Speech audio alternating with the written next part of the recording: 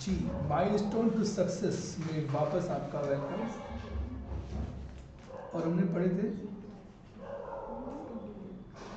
55 question हम practice number 3 के पढ़ चुके थे। अब हम 56 क्वेश्चन पर आएंगे और ये सेशन चल रहा था हमारा वोकैबुलरी का। क्वेश्चन हमारा पहला ही डायरेक्शन से out of the four alternative choose the one which express the right meaning of the given word. Right meaning की बात चली, यानी सिनोनिम की बात हम करेंगे।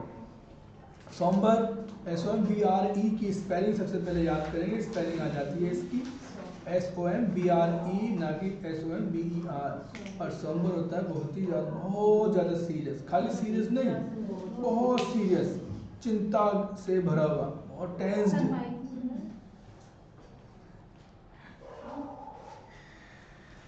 चिंता से भरा हुआ है हमारा सारा सिस्टम। आवाज मेरी तो वैसे आ रही होगी,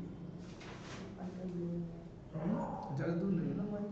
हेलो, मगर हाँ वो तो अलग है।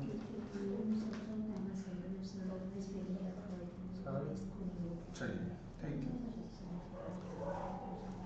अब आवाज़ ठीक आएगी। सोमबर, तो सोमबर होता है सीरियस, केवल सीरियस नहीं, बहुत सीरियस, बहुत ज़्यादा सीरियस। यानी इसमें दो ऑप्शन हमारे नियरेस्ट मीनिंग में सही हो जाएंगे, सीरियस और ग्लूमी दोनों। लेकिन अगर इन दोनों में से एक को हमें चुनना हो तो ग्लूमी, हम ग्लूमी के साथ जाएंगे, क्योंकि ग्लूमी के अंदर चिंता तो है, साथ में चिंता है तो सीरियसनेस भी है। इन सीरियस और ग्लूमी में ज़्यादा जो सीरियस है वो है ग्लूमी। तो यहाँ हमारा सोमबर का ग्लूमी हो जाएगा। बाकी क्वाइट का मतलब QUIET है। देखिए, क्वाइट का मतलब होता है शांत, शांति, कीप क्वाइट, ये वो वाला है। और एक स्पेलिंग होती है QUITE, क्वाइट। इसका मतलब होगा बिल्कुल, बिल्कुल। जैसे हम कहते हैं आई एम क्वाइट वेल, बिल्कुल ठीक हूँ मैं। और कीप क्वाइट, कीप क्वाइट में QUIET आएगा, ये वाला कीप क्वाइट। स्लीपी, बहुत नींद में, और सीरियस आप बाकी भी जानते हैं। बाकी सेंटेंस है हमारा, वो थोड़ा आंसर में पढ़ लेंगे, शायद कुछ हुआ आपके लिए। तो ग्लूमी का मतलब है, ग्लूमी का मतलब एडजेक्टिव है ये, विषादपूर्ण, ये नियरली डार्क, लगभग अंधकार में, और बैडली लिट का मतलब है जहां बहुत ही कम रोशनी हो। और ऐसा ही मन भी होता है, मन रोशन भी होता है और मन दुखी भी होता है। फीलिंग सैड, बहुत दुखी महसूस करना, या डिप्रेसिंग, डिप्रेशन वाला भावना, डिप्रेसिंग, निराशा से भरी हुई भावना को ग्लूमी कहते हैं। सोमबर क्या है? सोमबर भी डार्क इन कलर, फीकापन, कलर में फीकापन, डल, बिल्कुल डल, सैड, सीरियस, सैड और सीरियस। मैं दोनों बातें बता दी। सीरियस तो ये दोनों ही है, लेकिन दोनों में ज़्यादा सीरियस है gloomy. Gloomy is a synonym of sombre. तो ये क्वाइट एडजेक्टिव है, मेकिंग वेरी लिटिल नॉइज, और कम आवाज करना। और सीरियस एडजेक्टिव है, गंभीर, बैड और डेंजरस। स्लीपी, निद्रालु अर्थात नींद में। ड्राउजी, स्लीपी का मतलब ड्राउजी, DROWSY, ड्राउजी।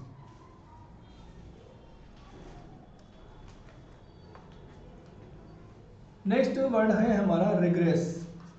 रिग्रेस का मतलब हो जाता है हमारा शर्मसार होना, शर्मिंदगी महसूस करना या पीछे हटना। रिग्रेस, पीछे हटना, शर्मसार होना, शर्मिंदगी महसूस करना या पीछे हटना, किसी काम को करने में पीछे हट जाना। रिग्रेस। डिटोरियरेट का मतलब होता है पतन होना। बैक स्लाइड, ये back slide is the best option. Back slide का मतलब होता है पीछे स्लाइड करना, खिसकना। मोरल, नैतिकता आदि में अपनी नैतिकता आदि में कमी करना, कमी लाना, उल्टे चलना, ब्लैक बैकस्लाइड, ये ज़्यादा बेहतर, यही बेहतर हमारा ऑप्शन है। और डिजनरेट पतन होना, डिजनरेट में दो चीज़ें हैं, जनरेट पैदा होना, डिजनरेट समाप्त होना, यानी फिजिकली ये चीज़ देखने को मिलेगी, कोई चीज़ उत्पन्न होना और उसको उसका नष्ट होना की तरफ ये देखा जाएगा। लेप्सी का मतलब होता है कमी। आंसर इसके पढ़ेंगे थोड़े से, आंसर आपके लिए खास है। तो इसका आंसर है हमारा बैकस्लाइड।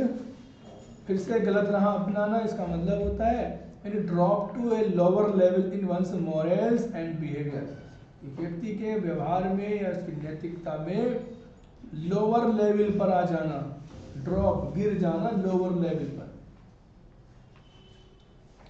रिग्रेस का मतलब होता है निकासी या पीछे हटना या पतन, यानी to return to an earlier और लेस एडवांस्ड फॉर्म, पिछली पुरानी या कम एडवांस रूप में वापस आ जाना। पहले आदमी आगे बढ़ गया था, एडवांस हो चुका था, लेकिन फिर वापस वो पीछे आ जाना। वे ऑफ बिहेविंग, या जिस तरह से वो व्यवहार कर रहा है, अच्छा पहले अच्छा व्यवहार कर रहा था और बाद में वो गाली गुफ्तार पे आ जाना, तो वो अपने मोरल से और नीचे आ गया। डिटोरिएट की स्पेलिंग आ जाती है, पूरा है DETER, डेटर, IOR, R पूरा है DETER, IOR, ATE, 3 टुकड़ों में इसको पढ़ेंगे। डेटोरिएट पतन होना, बिगड़ना, क्षय होना, या टू बिकम वर्स, बदतर हो जाना, कंडीशन बदतर हो जाना, स्थिति बदतर हो जाने को हम डिटोरिएट कहते हैं। बैड टू वर्स, बद से बदतर, बैड बुरे से लेके वर्स ज्यादा बुरा। इस शब्द की स्पेलिंग अवश्य याद करें, सर ये कह रहे हैं इस शब्द की स्पेलिंग अवश्य याद करें क्योंकि इसकी स्पेलिंग आ जाती है। डीजनरेट, तो डी का मतलब हो गया डाउन, जनरेट का मतलब हो गया पैदा करना, ये जो उत्पन्न की जा रही हो कोई चीज उसको नष्ट करना, यानी बिगड़ जाना या अपशब्द होना, यानी डिटोरिएट। देखिए लेप्सी क्या है, LAPSE, लेप्सी का मतलब होता है गिराव या पतन, किस चीज की, to be no longer valid because the period of time that it last has come to an end. जितनी समय अवधि इस काम को, किसी काम को करने के लिए दी गई थी, अब वो समय अवधि निकल गई, आपकी वो चीज लैप्सी हो गई। मतलब क्या, आपको पैसे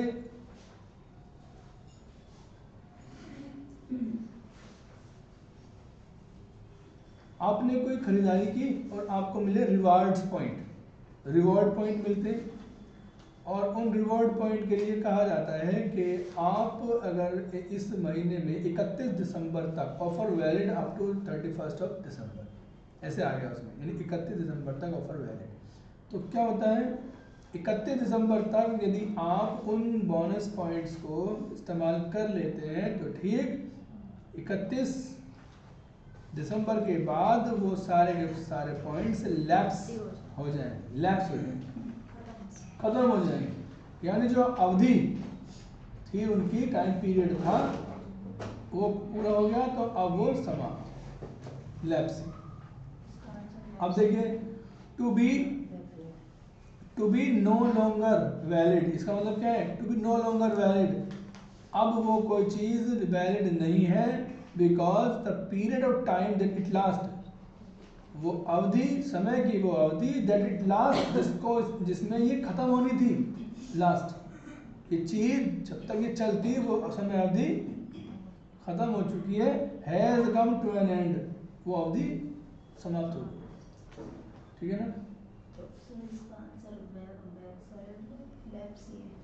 नहीं, लेप्सी नहीं हो सकता इसका आंसर, बैक स्लाइड सही कर लीजिए इसका। बैक स्लाइड है इसका, डी तो नहीं होना चाहिए, बैक स्लाइड शायद सी है, इसका इसको सही कर लेना, इसका सी है।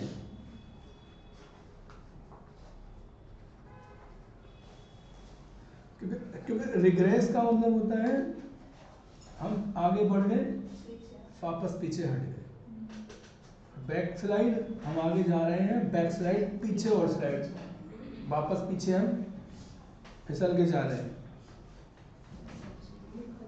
Back slide. फिर गलत राह अपनाना, drop to lower level in one's moral और बिहेवियर, किसी मतलब बिहेवियर में बिल्कुल निचले स्तर पर पहुंच जाना, रिग्रेस।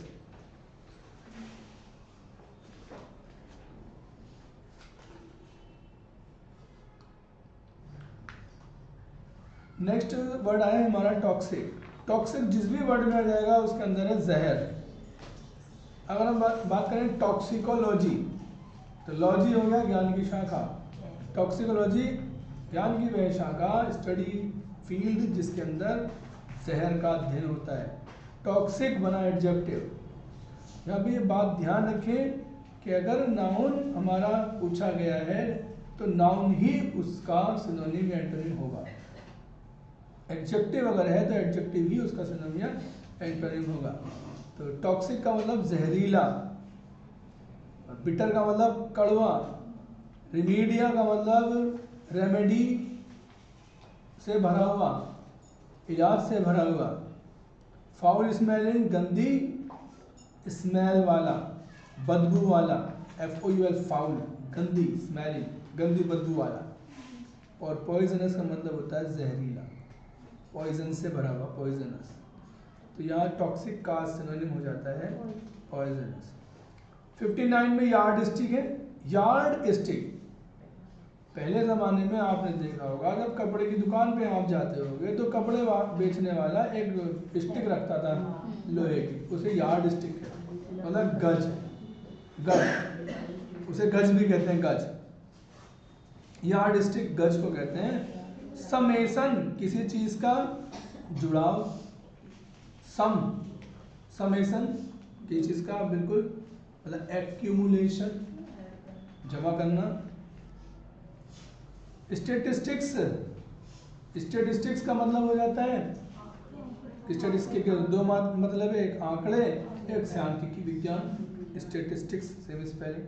साइज, साइज होता है, और स्टैंडर्ड का मतलब होता है मानक, मानक किसी भी चीज का हो सकता है। तो यहाँ पर यार्ड स्टिक का जो बेहतर ऑप्शन है वो है मानक।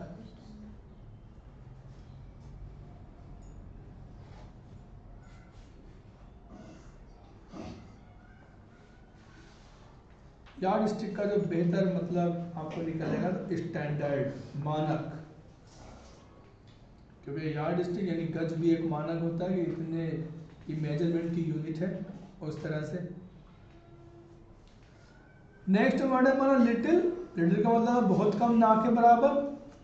तो देखिए पैटी छोटा, पैटी का मतलब छोटा, सिंपल का मतलब साधारण, सैंपल का मतलब कोई चीज का नमूना, और ट्रिवियल का मतलब तुच्छ, बिल्कुल छोटा, थोड़ा सा, और लिटिल भी बहुत थोड़ा।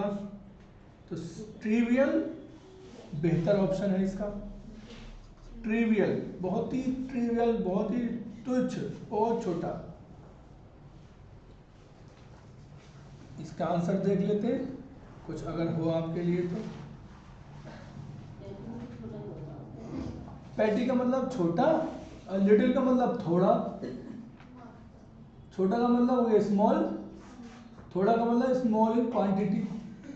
लिटिल आता है क्वांटिटी के लिए, लिटिल का मतलब ना के बराबर कोई चीज, और पैटी का मतलब छोटा, थोड़ा, मतलब साइज में छोटा, पैटी, सही ना। और ट्रिवियल का मतलब बहुत छोटा, तुच्छ, बिल्कुल तुच्छ, डेरोगेटिव टर्म है। हाँ, एक दूसरे के अगर सिनोनिम आ जाए तो ये पैटी ट्रिवियल हो सकता है।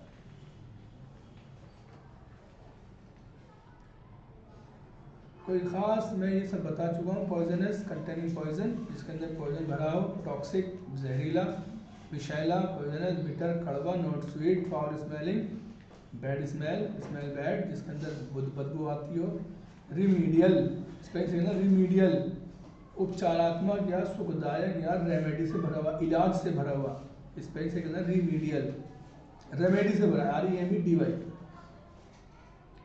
Aimed at solving a problem, medical के क्षेत्र में, यानी कोई परेशानी है, कोई दुख दर्द है, बॉडी के अंदर कोई परेशानी है और उसके दर्द को दूर करने वाला रेमेडियल मेडिसिन्स कहते हैं, जैसे हम कहते हैं इलाज से संबंधित मेडिसिन। स्टैंडर्ड नाउन को कहते हैं, यार्डस्टिक बाकी सब आप जानते ही हैं। यार्डस्टिक फीता या मापदंड होते हैं और स्टैंडर्ड भी मापदंड या लेवल ऑफ क्वालिटी या मानक होते हैं। रूलर, देखिए रूलर मेजरिंग 1 यार्ड, एक ऐसा रूलर, एक ऐसा पैमाना जो नापता है 1 गज, 1 yard. Standard use for judging how good and successful something is summation, जिस मानक का इस्तेमाल किया जाता है जज करने में कौन आदमी कितना अच्छा है या बुरा है, उस मानक को कहते हैं समेशन, समेशन। गज से मापा जाता है कपड़ा और समेशन से मापा जाता है इंसान का चरित्र। इंसान चरित्र कैसे मापा जाता है कि उसके अंदर की अच्छाइयों को, बुराइयों को सम अप कर दिया जाता है, जोड़ लिया जाता है, इकट्ठा कर लिया जाता है और फिर देखा जाता है कि उसने अच्छाई ज़्यादा कर रखी है, बुराई। परिणाम सकल या जोड़ को हम समेशन कहते हैं। समेशन की स्पेलिंग भी देखिए ना, सम्मा, SUMMA, जैसे समरी, SUMM, सम में कुछ भी जुड़ जाता है वो M डबल हो जाता है। Summary word has been done. Size आप जानते हैं, large और small person, thing is. Statistics बखूबी आप जानते ही हैं। ट्रिवियल, तुच्छ, ट्रिवियल का मतलब होता है तुच्छ। Not important, not serious, little, trivial, not important, not big, small, ज़्यादा बड़ा नहीं बल्कि छोटा। पैटी, पैटी का मतलब है अल्प या तुच्छ, मतलब थोड़ा। स्मॉल और अनइम्पोर्टेंट, स्मॉल अनइम्पोर्टेंट। सैंपल, नमूना। स्पेसिमेन, स्पेसिमेन की स्पेलिंग देख लेना, SPECIMAN नहीं, MEN, स्पेसिमेन। बहुवचन नहीं है ये MEN वाला, लेकिन यह है एक नमूना, स्पेसिमेन। इसका बहुवचन स्पेसिमेंस, S लगेगा, इसमें आदमियों का कोई मतलब नहीं है। SPECIMANENS, specimens.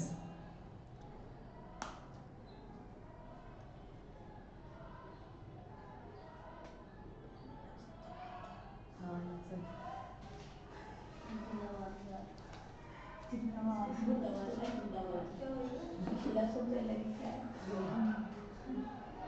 61 क्वेश्चन पर हम बात करेंगे और यहाँ लिटरेचर हमारी शुरू हो जाती है।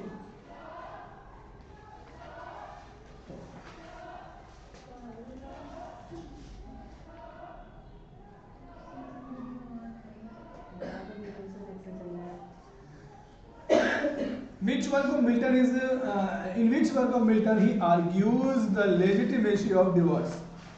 मिल्टन अपने कौन से वर्क में बहस करता है तलाक देने की वैधता को? किस वर्क में कहता है कि तलाक देना बहुत सही है? किस में कहता है? The doctrine and discipline of divorce, एक the judgement of Martin बूसर, टेट्राकोर्डन, कॉलेस्टेरियन।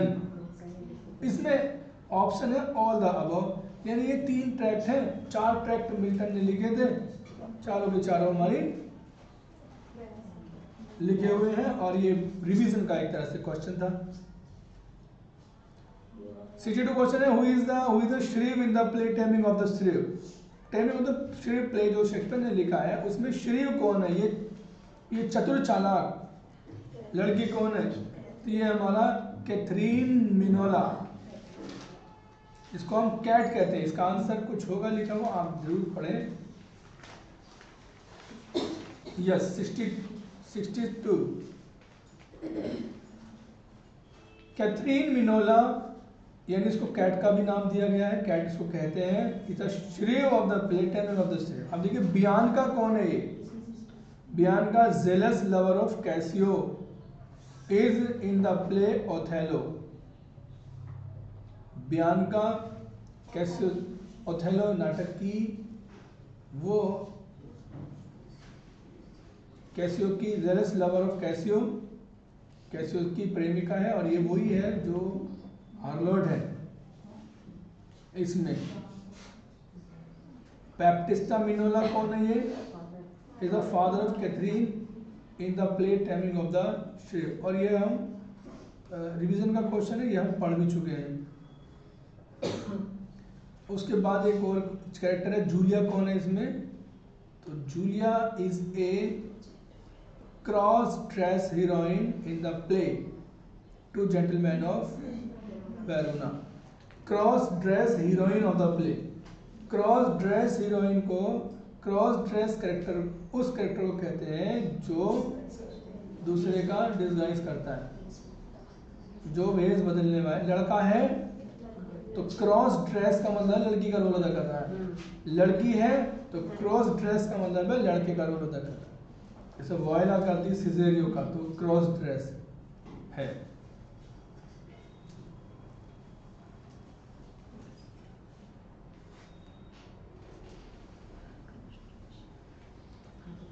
Next question है हमारा 63।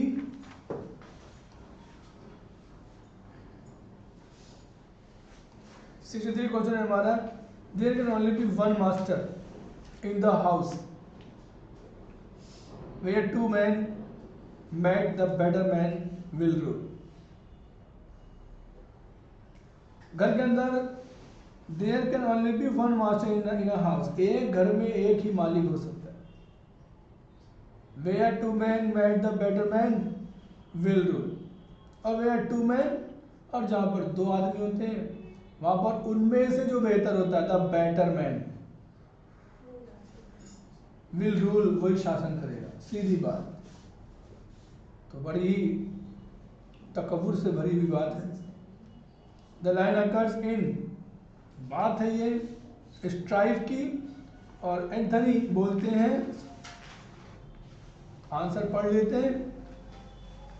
These words have been spoken by John Anthony, and the chairman of Three North Steel Factory। ये है वो नाम जो स्लिप हो रहा था इन द प्ले स्ट्राइफ। स्ट्राइफ नाटक के अंदर जो त्रिनार्थ स्टील फैक्ट्री के अंदर जो स्ट्राइक होती है, जो रॉबर्ट्स के द्वारा हेड लीडरशिप की उसकी की जाती है, और इसका जो मालिक होता है त्रिनार्थ स्टील फैक्ट्री का, वो होता है जॉन एंथनी।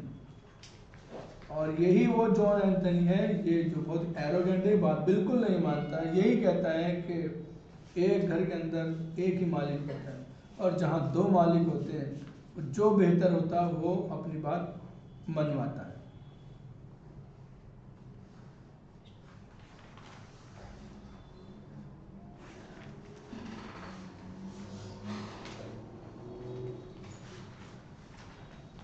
नेक्स्ट क्वेश्चन है हमारा,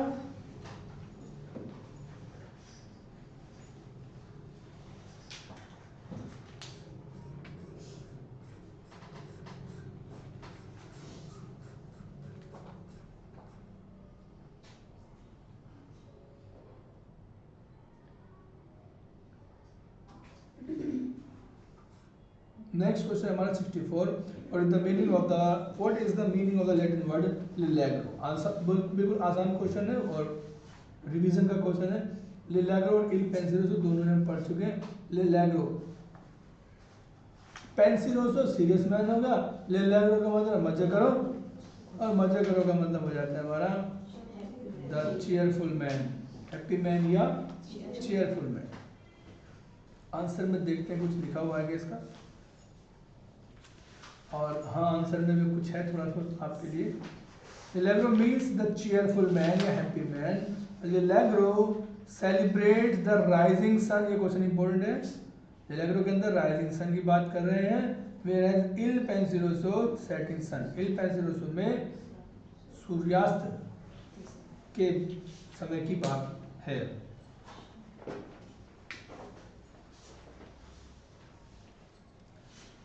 नेक्स्ट क्वेश्चन है हमारा, इस पे कोटेशन का आगे फिर से question. This is a practice, ये हमेशा व्यवहारिक बात है, यानी ये बात देखने को मिल जाती है। As full of labour, as full of labour as a wise man's art. This is a practice as full of labour as a wise man's art. ये बात सब जानते हैं कि समझदार आदमी full of labour as a wise man's art, मतलब सारे लोग ये बात जानते हैं कि जो मेहनत का काम है वो समझदार आदमी का काम है। समझदार आदमी की जो कला होती है उस काम को करने में समझदार आदमी बहुत ज़्यादा कलाकारी का इस्तेमाल करता है।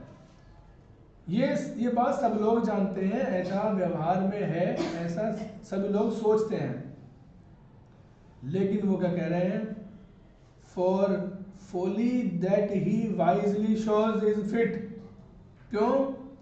क्योंकि फोली का मतलब फूलेरी, बेवकूफ़ी।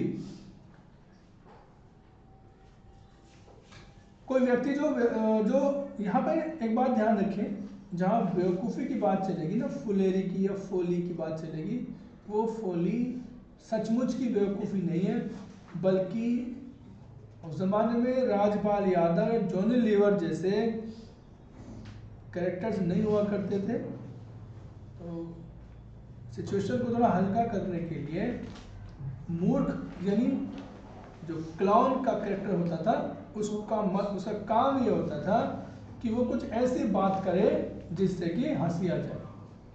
तो ये भी बहुत ही दिमाग का और कलाकारी का काम था कि वो कैसी बात करे जिससे कि लोग बुरा भी ना माने और हंस जाए। तो शेक्सपियर ये कहना चाह रहे हैं कि सभी लोगों में ये बात फैली हुई है कि बहुत मतलब जो समझदार लोग होते हैं उनमें उनकी बड़ी मेहनत है, समझदारी की बात वो करते हैं। लेकिन होता क्या है, ये बात ऐसा नहीं है, बल्कि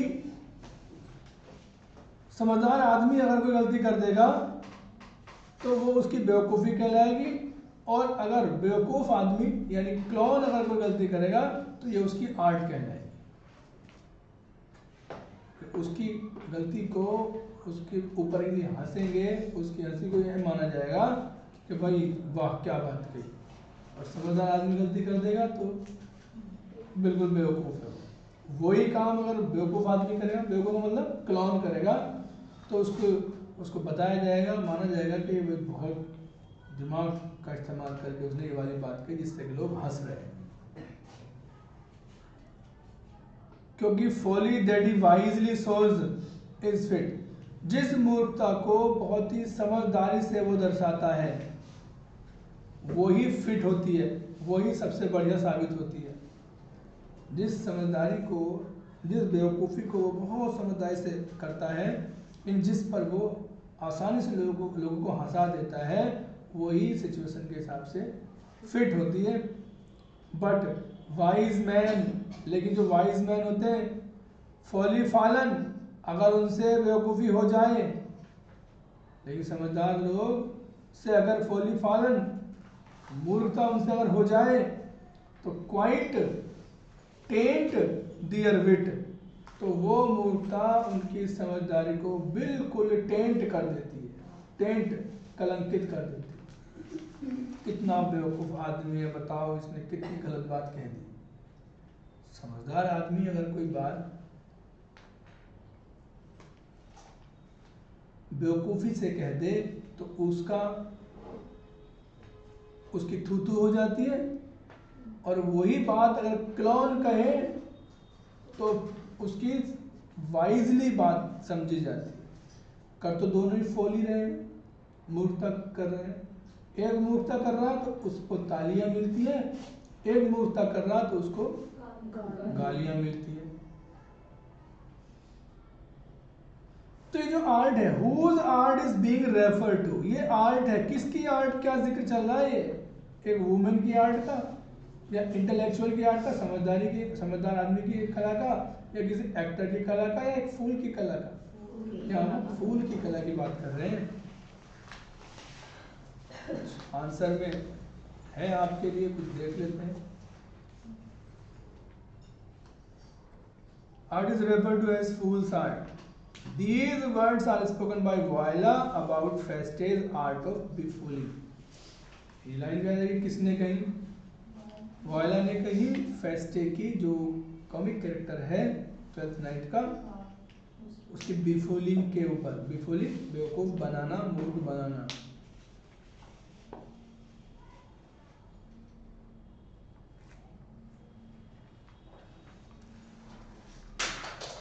नेक्स्ट है हमारा क्वेश्चन।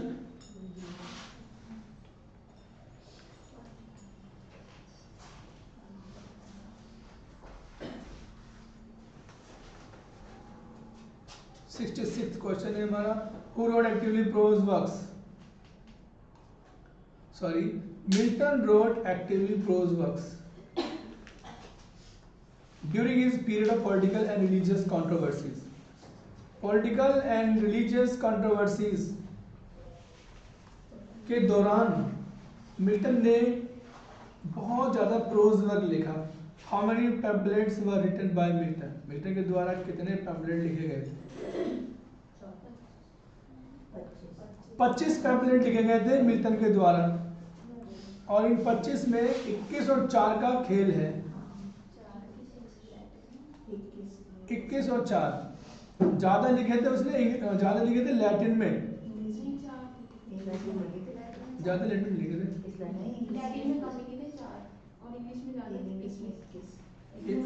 इस पर डिस्कस हुआ था ना?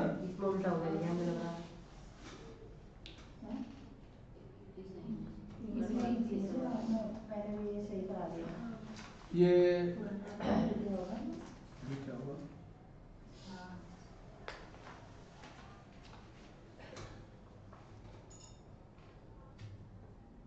तो इसको देख लेना एक बार, क्योंकि इस पर कई बार डिस्कस हुआ था।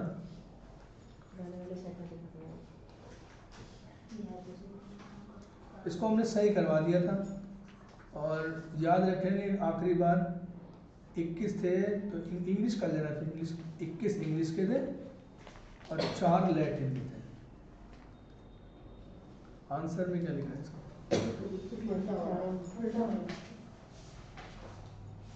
इंग्लिश के ज़्यादा थे ना, तो सही कर लेना इसका। 21 इंग्लिश और 4 लैटिन, सही कर लेना इसको।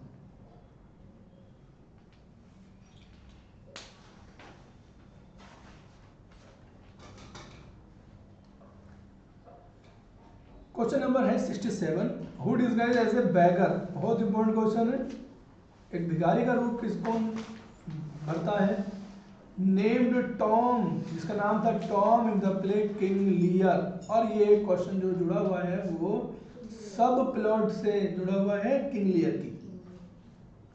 किंग लियर की सब प्लॉट वो ग्लाउसेस्टर का जो कहानी है, ये ग्लाउसेस्टर का बेटा है, नाम है उसका एडगर, और एडगर बाद में बनता है बैगर, भिखारी, और नाम रखता है अपना टॉम। क्वेश्चन बन जाता है। इसमें यहाँ पे एडगर आंसर है। इसमें ये बात ध्यान रखेंगे, ये तो BEGGER बैगर, एक होता है बैगर BEGGER। जब ER वाला होता है तो इसका मतलब होता है मांगने वाला, मांगने वाला। और BEGGER वाला होता है जिसके बाद बैग होता है, याद रखें BH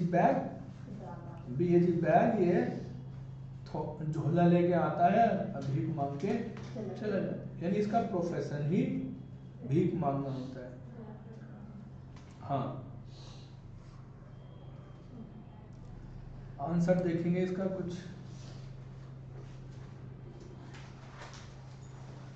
Milton road, sorry Edgar जो ग्लाउसेस्टर का बेटा है, डिस्गाइजेज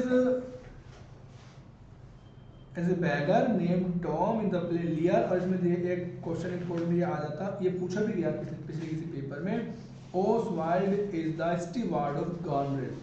गॉनरेल का नौकर है, पर्सनल असिस्टेंट है ओसवाल्ड, और ये बिल्कुल गॉनरेल का स्टीवार्ड बेशक है, लेकिन गॉनरेल के पतियों जैसी के अधिकार हैं इसके, ओसवाल्ड के।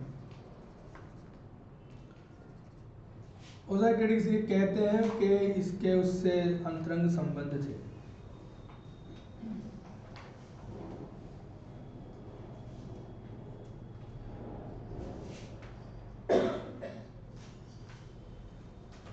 क्वेश्चन है हमारा, sorry 68, which two poems are Milton's companion poems. ये भी हमारा रिवीजन का क्वेश्चन हो गया।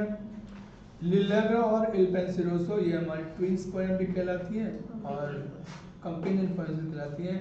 69 हमारा क्वेश्चन है और वो है हमारा where do these lines occur, tell me where is fancy bred. मुझे बता दो कल्पना कहाँ पैदा हुई, ये पैदा होती है। मुझे बता दो कल्पना कहाँ पैदा होती है, तसव्वुर कहाँ पैदा होता है, ख्याल कहाँ से निकलते हैं। मुझे ये बता दो कि ख्याल कहाँ से निकलते हैं। इन द हार्ट, दिल में निकलते हैं, दिल से निकलते हैं, या इन द हेड, या दिमाग में निकलते हैं, सर में निकलते हैं, यानी दिल से निकलते हैं। फैंसी का मतलब कल्पना, सोच। ख्याली पुलाव ये बताओ मुझे कहाँ से निकलता है।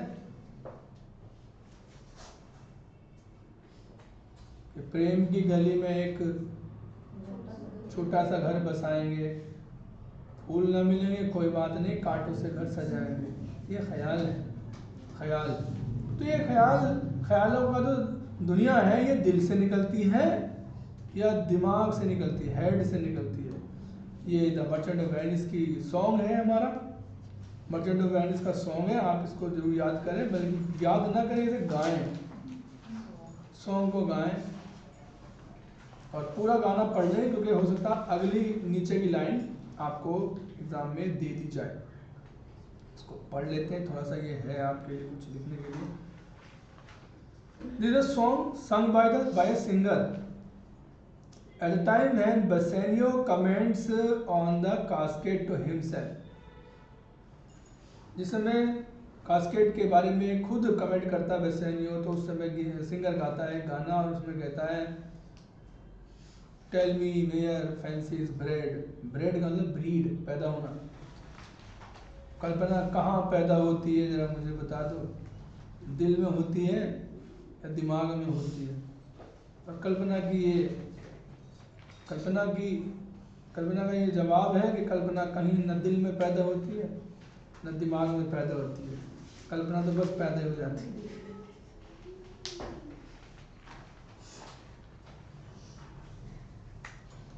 बाकी हम क्वेश्चन नंबर 70 पर हम बात करेंगे।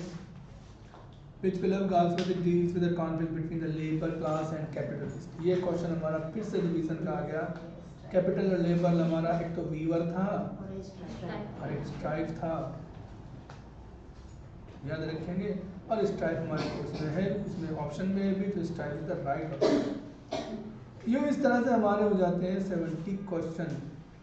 माइलस्टोन टू सक्सेस के आज हमने 70 क्वेश्चंस कर लिए हैं।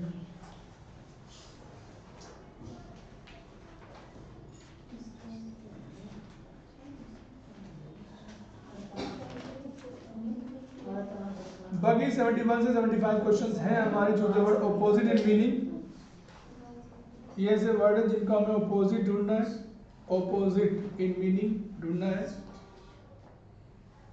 एक एक क्वेश्चन इंपॉर्टेंट है आपके लिए। इस किताब को इस तरह से बनाया गया है कि आपको, मैं मानता हूँ कि 80 से 90% आपको टीजीटी की तैयारी हो जाए।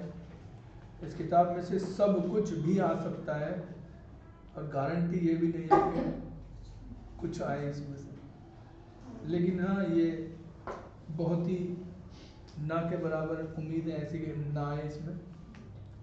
अगर इंग्लिश का ही पेपर अगर आपका ना हो तो मैं मान सकता हूँ कि इसमें ना आएगा। अगर आप इंग्लिश का पेपर हुआ सिलेबस के अंदर से तो मैं मानता हूँ आपको आएगा। सिलेबस के बाहर से भी पेपर हुआ और इंग्लिश का पेपर हुआ तो 50% जरूर आपको इसमें से तो भी काफ़ी है। 50% पर ही आपका सिलेक्शन हो जाएगा अगर ऐसा हुआ तो वो सभी के लिए मुश्किल होगा।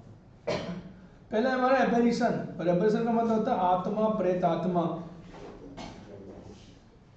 हकीकत होती है या फसाना होती है?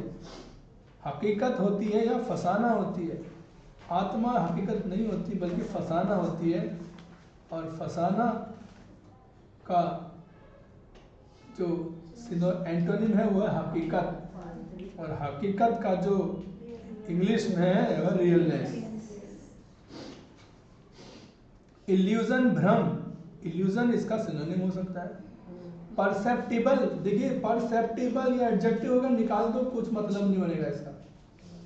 मैंने बताया नाउन का नाउन, प्रोनाउन का प्रोनाउन, एडजेक्टिव का एडजेक्टिव, एडवर्ब का एडवर्ब, सिनोनिम एंटोनिम का ये बात ध्यान रखना। खून का बदला खून, एंटोनिम सिनोनिम का, समझ रहे?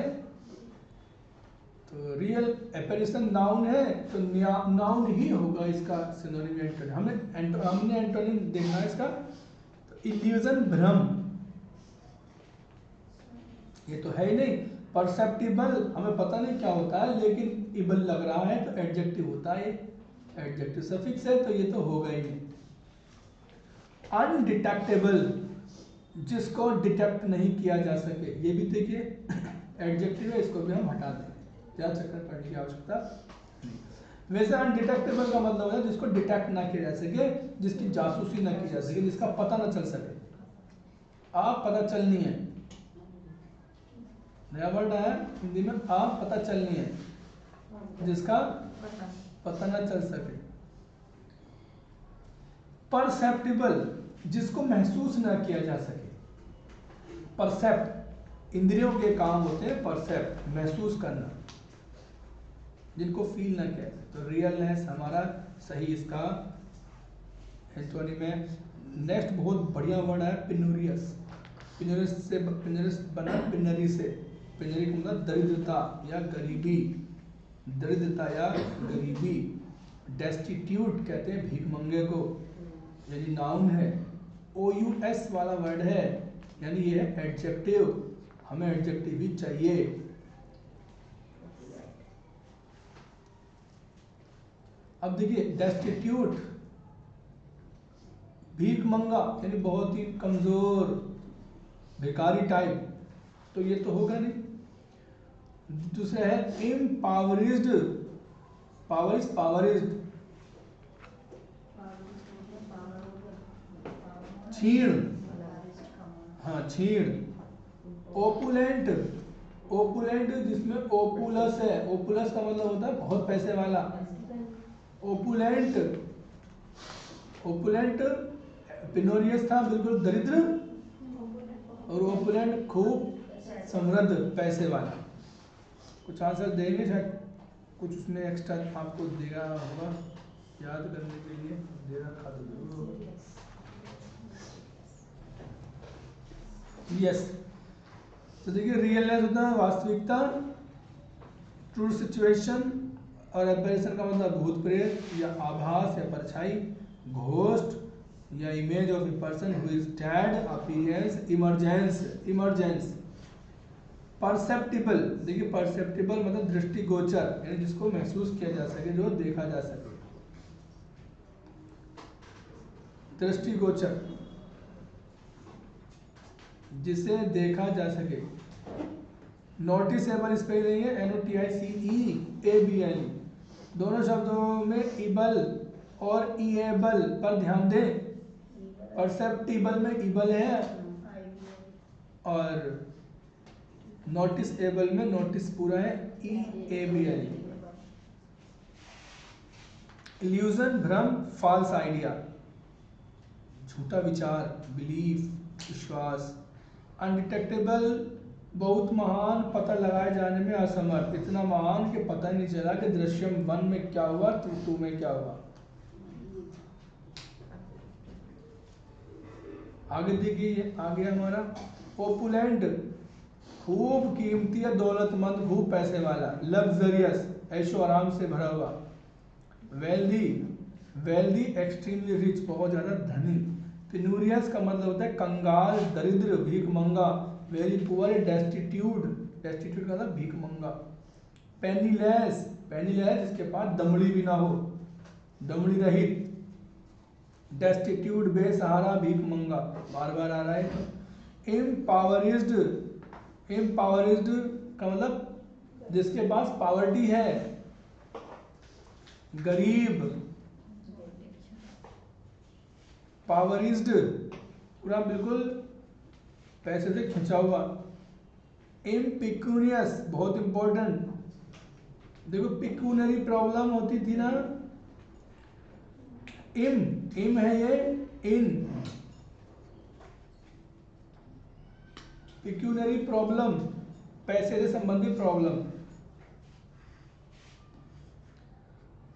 PECU नियरी, NIARY, pecuniary problem. ये होता है हमारा पैसे से संबंधित परेशानियां।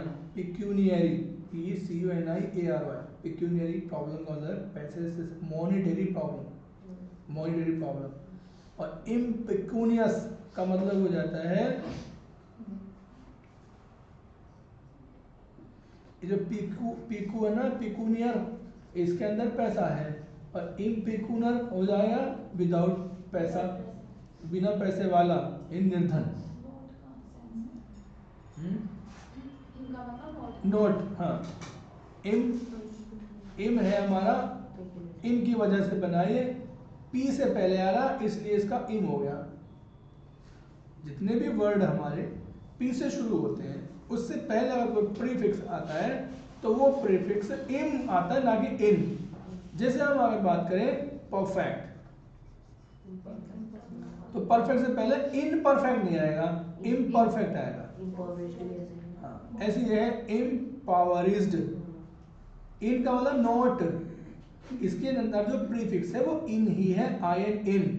लेकिन इन को जब पी से जोड़ा तो वो इम हो गया, इम, अर्थात चतुर संधि हो गई। जैसे हिंदी में संधि होती है, मैं वैसे ही कह रहा हूँ चतुर संधि, मुझे नहीं पता कौन सी संधि हुई है।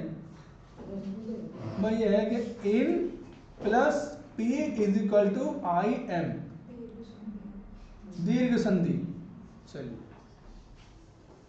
पिक्यूनियरी, इम्पिक्यूनियरी, अगर इसका नोट लगाना तो इम नहीं आएगा, इन आएगा, इम, सॉरी इम। ये वर्ड आया देखो, ये PECUNIRY, पिक्यूनरी प्रॉब्लम यानी मनी प्रॉब्लम, यानी मनी प्रॉब्लम, पैसे से संबंधित समस्या।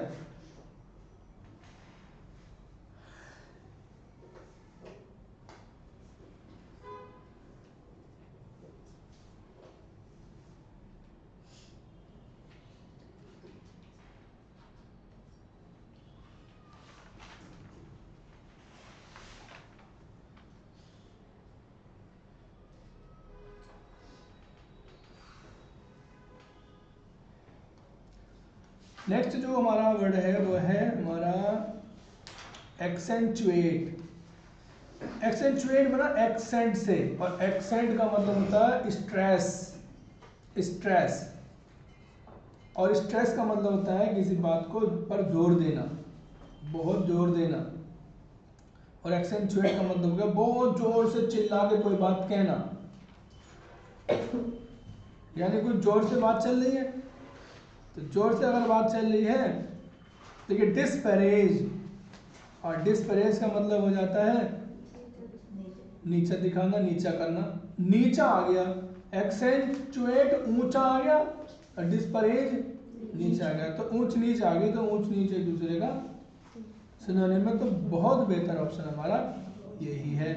इसकी डिस्पैरेज की स्पेलिंग में जाती है, डिस अलग है, PARA पारा, डिस्पैरेज स्पेलिंग भी आ जाती है इसकी। इनंसिएट किसी काम को कहना, एग्रेंडाइज, DIZE है ये, AGGRANDIZE, एग्रेंडाइज, जेड इसमें स्पेलिंग मिस्टेक हो गई है। ये जो एग्रेंडाइज है ना, इसमें ग्रैंड में ऐड जोड़ दिया गया, यानी इस वर्ड को अगर हम तोड़ें तो ये वर्ड है इस तरह से, ऐड प्लस ग्रैंडाइज। अब जब ऐड प्लस ग्रैंडाइज में, ग्रैंडाइज में जब कोई प्रीफिक्स जुड़ा ऐड, तो ये जी डबल हो गया उसका, ए डबल जी हो गया, AGGRANDIZ। स्पेलिंग रूल है। जब जी से शुरू होने वाले वर्ड के अंदर प्रीफिक्स जोड़ते हैं हम, ऐड का मतलब जोड़ना, वृद्धि करना, तो फिर ये डी हट जाता है और ये डी का हो जाता है जी, तो ये एग्रेंडाइज, AGG स्पेलिंग रूल में आ जाती है। जैसे हम बात करें क्यूमुलेट, CUMULATE, क्यूमुलेट का मतलब होता है जोड़ना, इकट्ठा करना। और इस क्यूमुलेट में अगर मैं AD जोड़ दूं, ऐड प्रीफिक्स जोड़ दूं, ऐड क्यूमुलेट कर दूं, तो भी इसका D हट जाएगा और D की जगह C हो जाएगा, ये C डबल हो जाएगा, ये हो जाएगा हमारा एक्यूमुलेट, ACCUMULATE, एक्यूमुलेट। यानी इसके अंदर अगर प्रीफिक्स पता करना हो तो इस प्रीफिक्स में ऐड ही है, ऐड।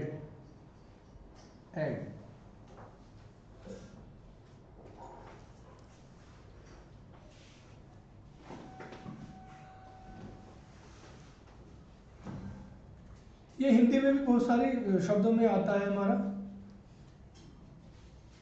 बोलने में ही आ जाते हैं ये वर्ड।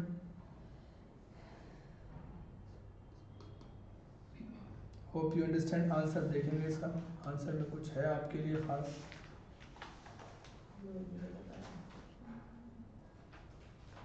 तो एक्सेंचुएट किसी बात को जोर देकर कहना।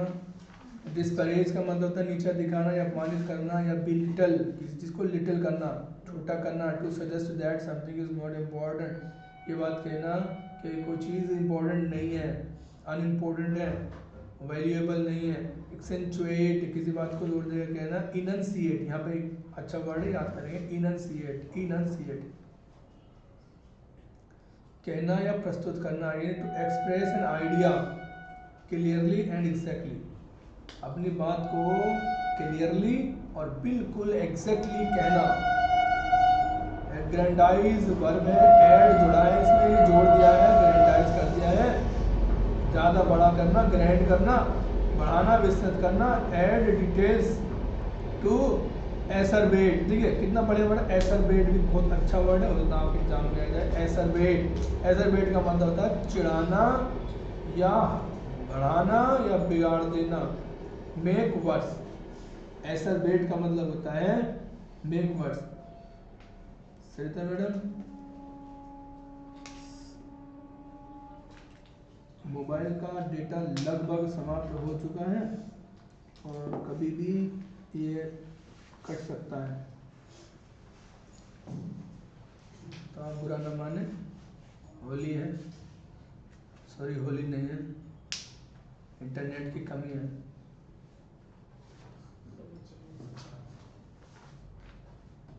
एसरबेट, to make something verse,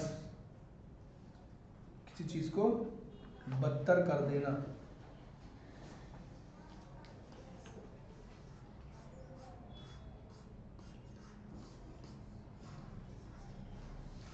next जो देखते हैं क्वेश्चन क्या आ रहा है हमारा। ओहो 74, डिबॉज्ड, बहुत ही खतरनाक वर्ड आया है। डिबॉज्ड का मतलब होता है बहुत ज्यादा घिनौना, घिनौना। डिबॉज्ड का मतलब होता है गाली जैसा शब्द लग रहा है, बहुत ज्यादा घिनौना, मतलब भी इसका घिनौना जैसा ही लग रहा है। ऑप्शन और देख ले बस क्या क्या है इसके, हमें आना है, हमें दिखाना है इसका। ये क्या हुआ 74।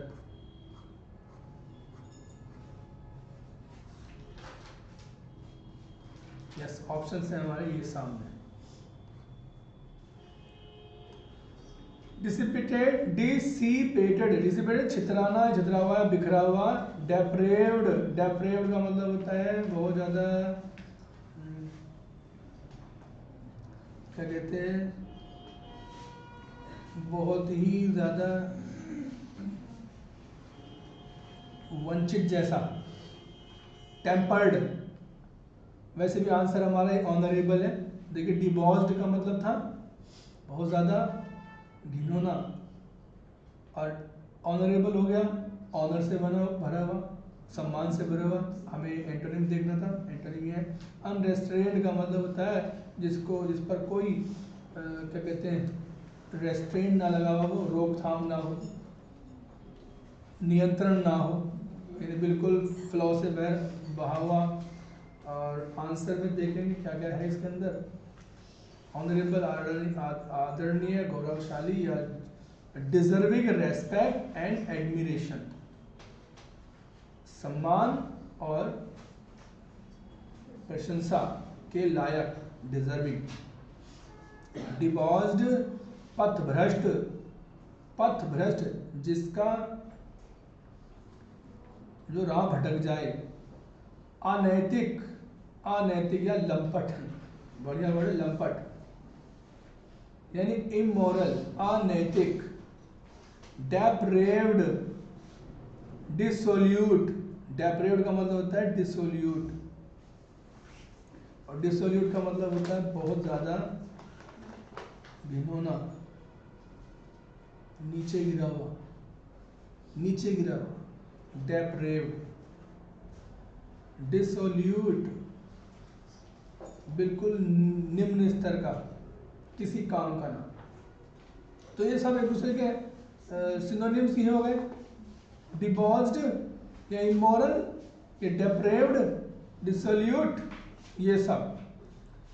डिसिपेटेड, छितराया हुआ या हानिकारक कार्य में लिप्त, बिखरा हुआ।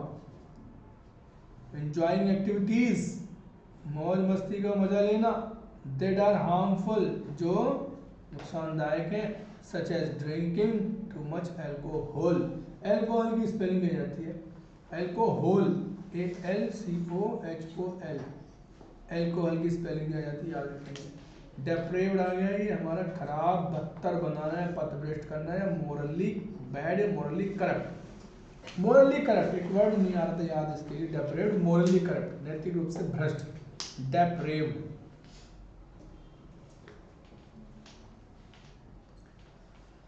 नेक्स्ट क्वेश्चन है हमारा 76 75। एसेंट, देखिए एसेंट होता है, एसेंट एक और एसेंट होता है ASCENT, ये है चढ़ाई, ऊपर चढ़ना, इसी से बना असेंडिंग ऑर्डर, यही इस पे ASENT। और ये जो एसेंट है, एसेंट ये होती है सहमति, कंसेंट, एसेंट कंसेंट, सहमति। और डिसेंट का मतलब हो जाता है असहमति। तो एसेंट डिसेंट या कंसेंट डिसेंट, ऐसे ये एसेंट डिसेंट, DESCENT, ये जो ASCENT एसेंट चढ़ाई, और डिसेंट का मतलब उतार। ASSENT एसेंट सहमति, और डिसेंट असहमति। कंफ्यूजन आप जानते ही हैं, सेल्फ इंटरेस्ट भी आप स्वार्थ को जानते हैं। बहुत सारे लोग स्वार्थी होते हैं जो पैसे देते नहीं हैं और पढ़ते रहते हैं, पढ़ते रहते हैं, and they don't come back. Separation, separation का मतलब होता है अलग होना। स्पेलिंग आ जाती है इसकी, SE अलग है, PARA पैरे है, PARA पैरे, पैरेशन, सेपरेशन। सेपरेशन की स्पेलिंग गलत है, SEPERA, SEPERATION।